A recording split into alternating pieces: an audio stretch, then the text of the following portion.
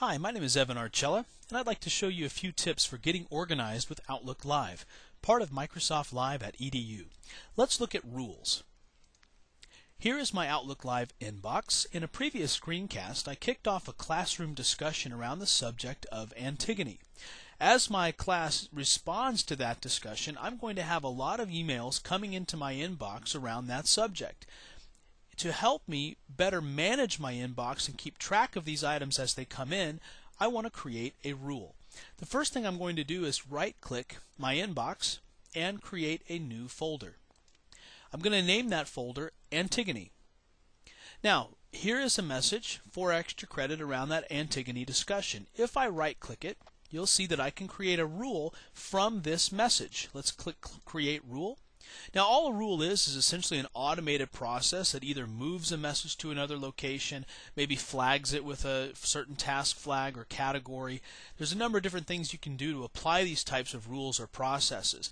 What I'm going to do here is actually take this one and check the box for including words in the subject, and I'm looking for the extra credit assignment here. Any mail that comes in with this in the subject, I want to move that message to a particular folder. You'll see that here under Do the Following. Let's select that folder now. Here's the Antigone folder that I created. Go ahead and click OK. Now, one thing about rules. When you create a rule in Outlook Live, it may break or disable some rules that you've created in the full Outlook client. So if you use the Outlook client on your desktop, you may want to go ahead and continue to use that for your rules instead of Outlook Live. If you don't use the Outlook client, this is a great way to do it, and all I'd have to do now to save this rule is at the bottom right hand corner here, just click Save.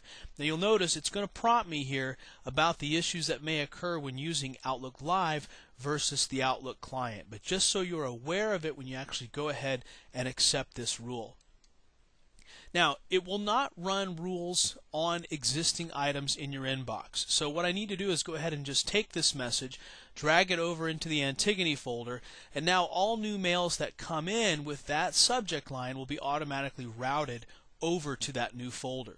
Now, you can also create rules by actually going into your options. You'll see it up here at the top right. If you go into Options, go into Organize Email, you'll see an Inbox Rules tab where you can create additional rules. You'll also notice here's the rule we just created, so it's a good place to be able to start managing those types of rules as well. Let's click New Rule. I'll show you what the interface is like here. What I want to do now is I want to take a message, and when it arrives, I want to look for a message. Let's look for, in this case, who it was received from. So every time I get a message from, let's look at Lisa, I want to do a particular activity. So we can do the following here. You can see I have a number of different options to choose from. I'm going to mark this message with a category, and we'll talk about categories in another screencast and exactly what you can do with them within your inbox. Let's mark this with a category. I'll select a category, and notice here I have a drop down of different categories to choose from. Maybe Lisa is a fellow teacher, so I'm going to flag this, or categorize it is the more appropriate term, with the faculty category. Go ahead and click OK. Click Save, and any future messages that come in from Lisa are going to be automatically flagged with that faculty category or categorized.